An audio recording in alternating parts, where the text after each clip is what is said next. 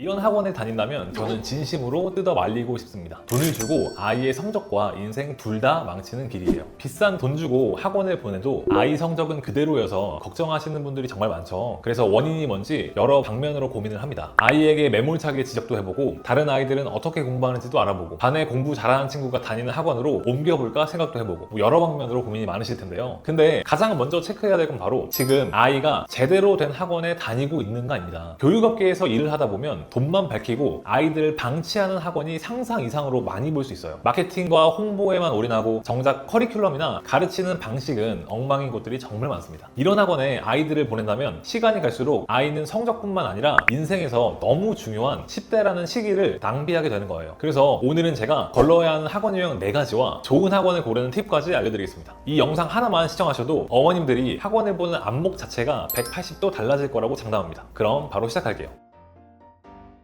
자, 첫 번째로 피해야 하는 학원은 테스트를 보지 않는 학원이에요. 수업하고 숙제만 해주고 테스트는 주기적으로 안 보는 학원들이 있습니다. 테스트를 안 보면 생기는 문제점들을 알려드릴게요. 일단 학생들의 실력을 제대로 파악하기가 어렵습니다. 학생들의 개개인의 학업 성취도가 어느 정도 되는지, 현재 공부 역량이 점점 증가하고 있는지, 떨어지고 있는지, 어떤 점을 중점적으로 보완해야 하는지를 주기적으로 파악하고 앞으로의 공부 방향성을 파악해야 하는데 이런 피드백이 없다면 학생의 성적은 제자리일 수밖에 없습니다. 떨어지지는 않으면 다행인 거죠. 또 테스트를 주기적으로 안 보면 시험이라는 공간과 분위기에 익숙해질 수가 없어요. 공부를 할 때 시간을 재고 문제를 푸는 일명 타임어택 공부 방식에 익숙해져야 나중에 중간고사나 기말고사도 좋은 컨디션으로 볼 수 있는데 시험 대비 자체에 도움이 안 됩니다. 그리고 한 가지 더, 노베이스 학생들일수록 테스트를 자주 봐야 합니다. 왜냐면 공부 잘하던 못하던 베이스에 상관없이 모든 학생이 열심히 할 때가 바로 이 테스트를 볼 때입니다. 주기적인 테스트가 없는 학원이라면 공부를 잘하고 있는 학생들은 크게 타격이 없다고 해도 공부를 못하는 학생들은 반드시 문제가 생길 수밖에 없어요. 그래서 보통 동네에서 제일 잘 나가는 학원들을 보면 월마다 시험을 보고 학년별로 1등부터 3등까지 순위를 매겨서 상품을 주거나 블로그에 게시 혹은 현수막 등을 이용해서 홍보의 수단으로 쓰기도 합니다. 학생들끼리 경쟁하게 만드는 거죠. 따라서 학원을 고르실 때는 반드시 테스트를 주기적으로 보는 학원을 선택하셔야 합니다. 얼만큼 자주 보는지, 테스트 점수를 바탕으로 피드백을 얼마나 디테일하게 주는지 꼭 확인하세요. 두 번째로 피해야 하는 학원은 선행을 지나치게 많이 나가는 학원입니다. 학원의 마케팅의 핵심은 학생과 학부모님으로 하여금 학원이 반드시 필요하다, 그런 생각이 들게끔 만드는 겁니다. 그 방법 중 하나가 선행이라는 타이틀로 학부모님들을 유혹하는 건데요. 이런 학원들은 상담할 때 지금 우리 학원은 중3 학생들이 고2 진도로 나가고 있다, 이런 식으로 경각심을 가지게 해서 등록시키려고 하거든요. 근데 이게 다 마케팅 방식이지 아이들을 생각하는 학원은 아니라는 거예요. 사실 학교 진도에 맞춰서 공부하면서도 성적 좋은 친구들도 진짜 많거든요. 물론 선행을 나가는 게 훨씬 도움이 되는 경우도 있습니다. 현재 교육 과정을 완벽하게 이해하고 심화 문제까지 수월하게 풀 수 있는 수준의 학생들은 선행을 나가는 게 확실히 도움이 돼요. 하지만 이 정도의 실력이 된 학생들은 그렇게 많지 않죠. 대부분의 학생들은 선행보다는 현행이 더 중요합니다. 따라서 학원을 고르실 때 자꾸 선행의 중요성을 지나치게 강조하고 학원끼리 혹은 학생들끼리 진도를 비교하는 학원은 피하시는 게 좋습니다. 오히려 현행의 중요성을 명확히 알려주고 선행이 필요할 때는 반드시 선행을 제대로 나갈 것이라고 말하는 학원을 고르시길 바랍니다. 세 번째로 피해야 하는 학원은 피드백이 없는 학원이에요. 학원마다 운영 방식이나 시스템은 다르겠지만 피드백은 다다익선입니다. 아이의 현재 상태, 테스트 점수, 학습 태도, 공부 방향성 등 전반적인 사항에 대해서 자주, 자세히, 원활하게 소통이 될수록 좋습니다. 근데 어떤 학원을 보면 이러한 피드백이 전혀 없는 것도 있습니다. 심지어 출결 시스템조차 없어서 아이가 학원에 왔는지도 안 왔는지도 모르는 학원이 있더라고요. 이런 학원은 반드시 피하셔야 합니다. 그리고 피드백을 주기는 하는데 그 문제점에 대해서는 전혀 말해주지 않고 막연하게 잘한다고만 하는 학원들도 많아요. 이러한 학원들도 아이의 성적 향상에는 전혀 도움이 되지 않습니다. 이런 학원도 아이를 절대로 보내면 안 돼요. 적어도 학부모님이나 학생이 피드백을 요청했을 때 정확한 문제점이나 개선 방향 정도는 명확하게 말해줄 수 있는 학원에 다니시는 게 맞겠죠. 다만 학원마다 선생님마다 필수로 해야 하는 피드백의 기준들이 다를 텐데요. 저는 제 기준에서 개인적으로 반드시 필요하다고 생각하는 부분들에 대해서는 전부 피드백을 드리고 있습니다. 학부모님들께 매달 월간 계획서를 보내드리고 학원에서 보는 모의고사의 점수와 부족한 부분에 대해서 알려드립니다. 어떤 파트가 문제고 이제 앞으로의 개선 방향이 이렇다, 이런 식으로요. 중간중간에 수업 태도에 대해서나 그 밖에 공부 외적으로 혹은 내적으로 학생의 고민거리가 있다면 이런 부분도 학부모님들께 피드백을 드려요. 개인적으로 이 정도는 꼭 받아야 하는 피드백이라고 저는 생각하고 있습니다. 자, 마지막으로 피해야 하는 학원은 바로 수업만 하거나 수업 시간이 지나치게 많은 학원이에요. 아이들은 학원에 5시간이나 6시간 정도 있는데 그 시간 내내 수업만 하거나 1시간, 2시간 정도만 클리닝을 하고 귀가시키는 학원들이 있어요. 수업을 많이 하면 좋은 게 아니냐 이렇게 생각하실 수도 있는데 절대 아닙니다. 보통 중학교에서 고2 정도까지는 개념 수업이 많을 수가 없어요. 그래서 5시간, 6시간 정도 수업하는 학원은 아마 문제집에 있는 문제 유형들을 하나하나 풀어줄 가능성이 굉장히 높습니다. 그러면 당연히 시간이 오래 오래 걸리겠죠? 근데 여러분, 선생님들이 풀어주는 걸 보고 이해 못하는 친구들은 잘 없어요. 그러니까 중요한 건 내가 배운 개념을 활용해서 스스로의 힘으로 문제를 풀어보는 겁니다. 실제로 학생들은 선생님들이 풀이해줄 때는 분명 머릿속에 쏙쏙 들어와서 완전히 이해했다고 생각을 합니다. 그 후에 막상 혼자서 문제를 풀어보게끔 하면 잘 못 풀어요. 배운 걸 적용해서 내 힘으로 푸는 과정이 진짜 실력이 되는 순간입니다. 특히나 수학은 스스로 익히는 과정이 가장 중요한 과목이죠. 근데 수업만 주구장창 이제 5시간에서 6시간 정도 듣고 내가 익힐 수 있는 시간이 1시간이라면 절대 실력이 늘 수가 없어요. 아이들이 먼저 풀어보고 풀다가 막히면 스스로 계속 고민해보고 정 모르겠다 했을 때 선생님께 질문을 하게끔 해야 합니다. 그때 받은 답변이 진짜 내 것이 되고 장기 기억으로 들어가는 거예요. 그래서 오히려 수업 5시간, 뭐 클리닉 1시간 이렇게 하는 학원보다 수업 3시간, 클리닉 3시간인 학원을 선택하는 게 훨씬 좋습니다. 자, 오늘은 반드시 피해야 하는 학원 4가지를 말씀드렸는데요. 지금 아이가 이미 학원에 다니고 있다면 우리 아이가 이런 학원에 다니고 있는 건지 아닌지 꼭 확인해 보시고요. 학원을 고르실 때 학원에서 원하는 대답을 해주는지 잘 들어보고 제대로 가르치는 학원을 고르시길 바라겠습니다. 감사합니다.